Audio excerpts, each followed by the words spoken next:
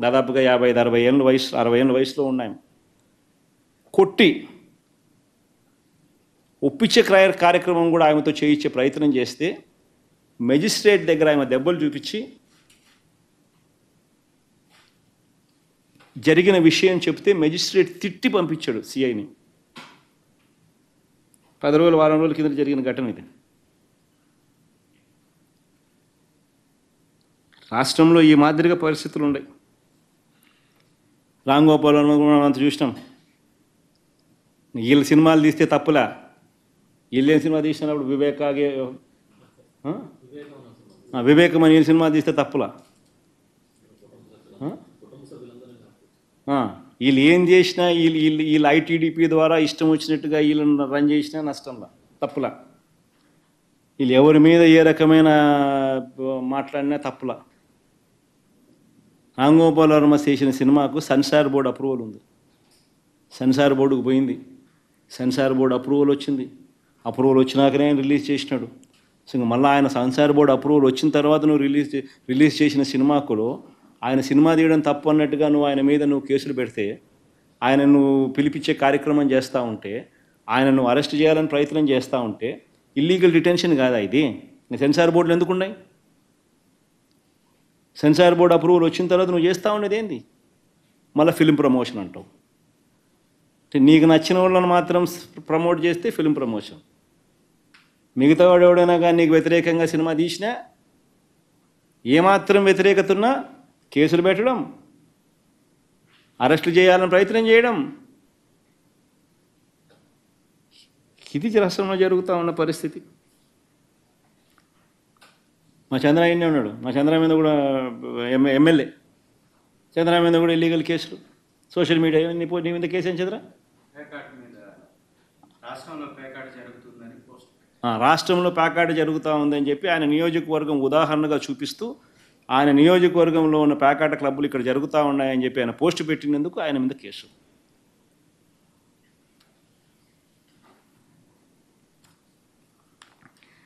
ఇంకో దళిత ఎంపీ మా సురేష్, నందిగాం సురేష్, కేసుల మీద కేసులు. తెలుగుదేశం పార్టీ ఆఫీస్ మీద ఆయన దాడి చేసినాడు. ఆయన పాపం ఆయన దాడి చేయలే, పాపం ఆయన ఫోన్ కూడా పోలే, ఆయన ఊళ్ళో కూడా లేడప్పుడు. వేసినారు 60 రోజులు 70 రోజుల పైనది. ఒక కేసుతో కాదు, ఒక కేసు నుంచి ఒక కేసులో బయటకు వస్తా, ఒక కేసులో ఒక కేసు పెట్టక తలికే మళ్ళీ ఇంకొక కేసు, ఒక కేసు తర్వాత ఇంకొక కేసు, అన్ని ఇట్లాంటి దిక్కుమాలిన కేసులే. ఒక దళితుడు, ఒక ఎంపీ 70 రోజులుగా జైల్లో ఉన్నాడు.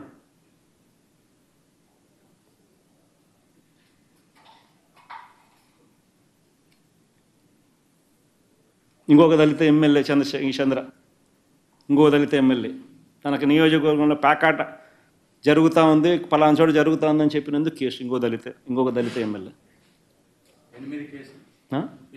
8 కేసులు,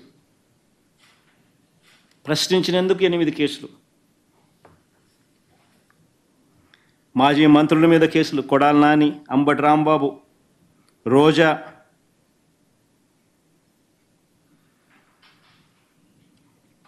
నిజంగా అసలు రాష్ట్రంలో ఈ మాదిరిగా ఒక తప్పుడు సాంప్రదాయానికి నాంది పలుకుతా ఉన్నాడు చంద్రబాబు నాయుడు.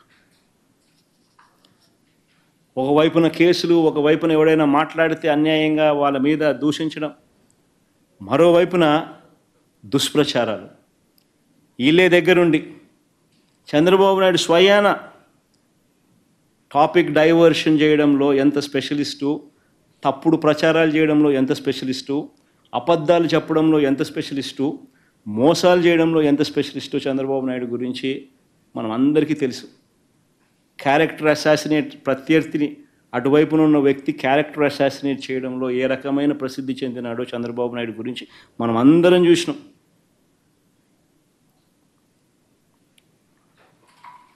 లక్ష్మీ పార్వతితో మొదలుపెట్టుకుంటే నా వరకు క్యారెక్టర్ అసాసినేట్ చేయడం కానీ, డైవర్షన్ పాలిటిక్స్లో తిరుపతి లడ్డు దగ్గర నుంచి మొదలు పెడితే ఎన్నికలకు ముందు ల్యాండ్ రిఫార్మ్స్ యాక్ట్ మీద, ల్యాండ్ టైటిలింగ్ యాక్ట్ మీద, ఎలక్ట్రిసిటీ మీద, కరెంటు మీద రోడ్ల మీద, తిరుపతి లడ్ల మీద, అప్పుల మీద, రాష్ట్ర ప్రగతి మీద, ఇండస్ట్రీస్ మీద, పారిశ్రామికవేత్తల మీద, ఇవన్నీ గాక తల్లి చెల్లి అంటూ నా కుటుంబాన్ని ఎక్కడ పడితే అక్కడ ఇదే చంద్రబాబు మాట్లాడుతూ ఉన్నాడు. ఆశ్చర్యం, నిజంగా అడుగుతా ఉన్నా, ఇదే మంచి చంద్రబాబు, నేను సూటిగా చంద్రబాబు నేను అడుగుతా ఉన్నా, అయ్యా నీకు కుటుంబాలు ఉన్నాయి, నాకు మా కుటుంబంలో విభేదాలు ఉండొచ్చు, కానీ నువ్వు పెట్టే పోస్టులు కానీ, నువ్వు చేసే క్రూరమైన రాజకీయాలు కానీ ఎవడు చేయడు, ఒక్క నీలాంటి దుర్మార్గుడు అయితే తప్ప. ఇదే చంద్రబాబు నాయుడు అడుగుతాను నేను. చంద్రబాబు నాయుడు గారు ప్రతిపక్షంలో ఉన్నప్పుడు, నేను ముఖ్యమంత్రిగా